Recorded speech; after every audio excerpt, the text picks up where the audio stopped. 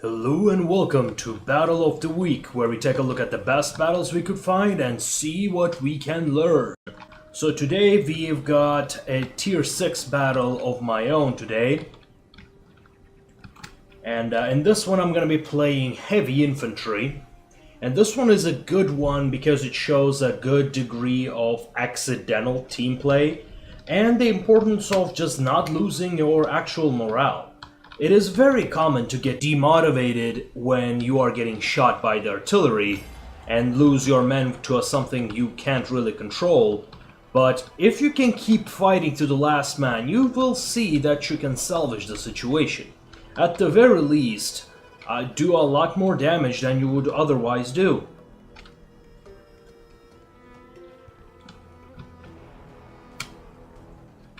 So now we're moving towards the middle. The blue team is going in for the strategic point capture.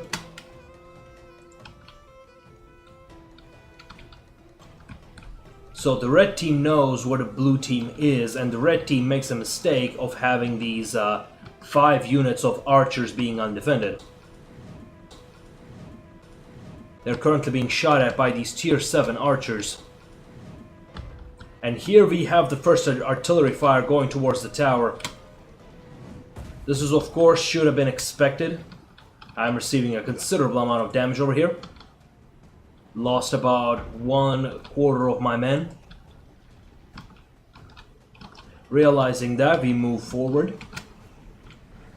In the meanwhile, in the south, we have got blue team advancing, but they have got pinned down by these 2 archers and these cavalry. Finally, these armored legionaries are going for a testudo. And in the south, we have got further advancement. Now realizing tempting the enemy is one thing, but we got to wait for our support. So, considering that we gave enough time, we have the first engagement coming in. Now, let's pause for a second.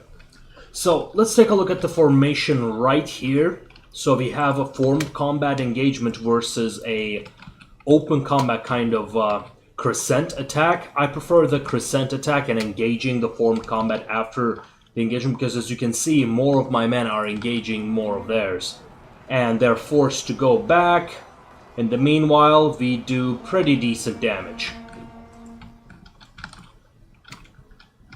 So I finally get my fire support. And utilizing the pikemen's inability to drop their pikes. Now, if you can catch your opponent, right now it's very difficult to do against good players especially, but if you can catch your opponent with their pikes up, with as long as you keep one engagement, they will not be able to engage their pikes. You can see them running, but no, we keep on engaging them, and they cannot drop their pikes.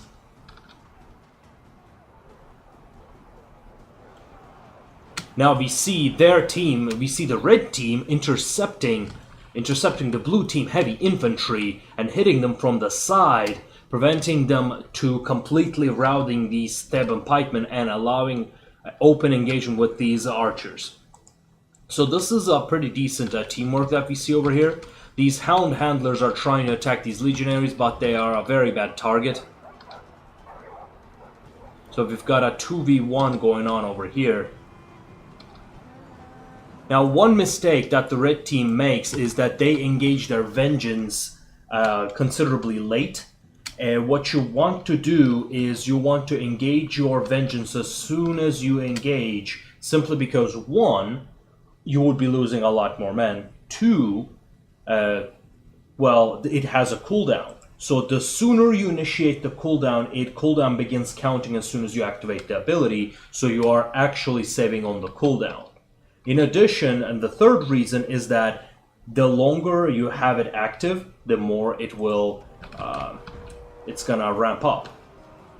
So now we see, oh, let's take a look. Okay, as the heavy infantry, one of the things you want to take a look at is in the situations where you cannot countercharge, and if you're caught in an unfavorable situation, the best thing you can do, turn towards the enemy cavalry and activate your formed combat. That's exactly what's happening here. And now you see these 3 cavalry did very little damage. Now we see a little bit of a pull through over here. The cavalry pulls through, and this gives them a rear flank engagement. Even then, look at the sheer damage that they received. So we have the first rout, but the cavalry is retreating for another charge. In that time, boom! The infantry is back.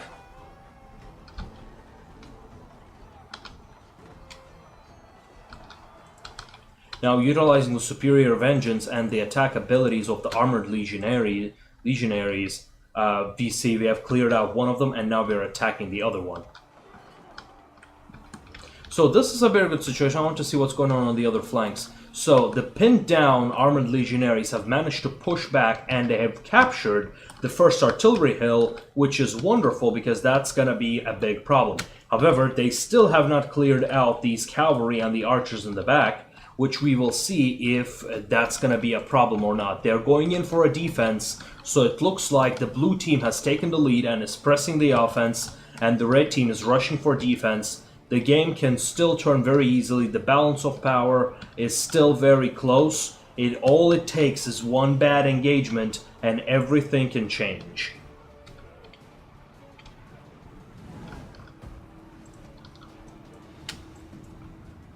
So here you see me losing a lot of my infantry, but that's not a problem because a single charge, even with just very few men, can kill a whole unit of archers, that is. So here we have chasing the enemy down, enemy cavalry retreating, leaving us an open field to advance on. We are left off with 5 skirmishers, 2 cavalry, and 3 very wounded infantry. On the northern flanks, we have got the Celeres Roman cavalry. And in the south, the enemy reinforcements has arrived and is shooting at the armored legionaries. They're currently trapped in Testudo, and the cavalry hits them from the flank. But the cavalry, because they're light cavalry, they receive considerably more damage than they would otherwise, in comparison to engaging lighter units. So the armored legionaries make a mistake over here. If you guys remember from the Germanicus episode, Testudo does not work from the back. So from the back, you're still going to be receiving 100% of the damage.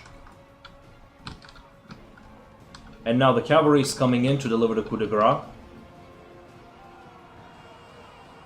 They severely mess up their charge. But now we see an interesting move over here. Now I'm focusing mainly on myself because there are a few techniques that I'd like to show. The other technique is you can see me hiding close to the artillery.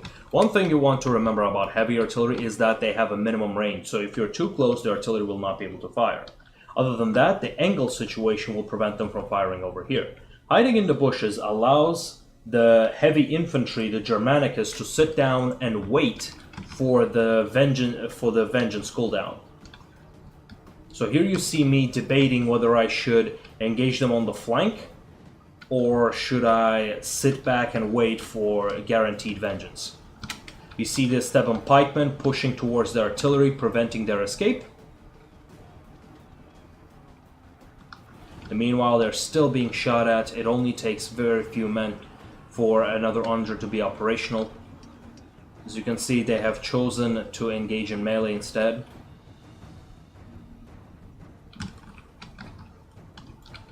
So we have the enemy archers pushing in, so as long as these archers are still alive, the base capture is not going to be possible. Even though the blue team is 200 men ahead. Well, not for long. Currently being bombarded by the archers, and they're all protected. But would you look at that? Barbarian cavalry has managed to flank the Red Army, and is now going for a great charge. Just look at this beauty. This takes out at least half of their men. Just beautiful, just beautiful. And now he needs to pull out before he receives these cavalry. He should have had pulled out, and now he might have suffered more damage than he would have done. And now we see the heavy infantry moving in to flank these spearmen because they have reached the maximum width of their ranks. So when you're engaging spearmen, you can still engage them from the front, but it's disadvantageous. It will be a disadvantageous engagement. So we see him repositioning, doing a bit of a fidget spinner. This is a current, I want to say a bug or glitch that gives spearmen and pikemen this uncanny maneuverability, the ability to turn just about however they want. So they have managed to clear out, the red team has managed to clear out the cavalry that was plaguing them, and now they have captured the hill with an advantage. But the infantry keeps pushing in. They have engagement from one side. They have covered their other flank. But because they were turned to the side, yeah, now we have the frontal engagement here.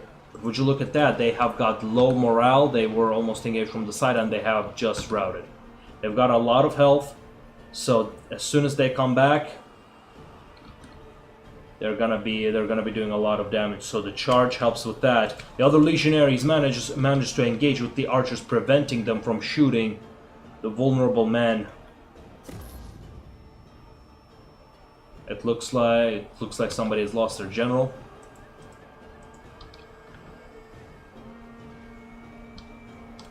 In the meanwhile, let's take a look over here. The northern forces have managed to engage. Instead of going in for the kills, they're going in for the base capture, forcing the enemy archers to come in.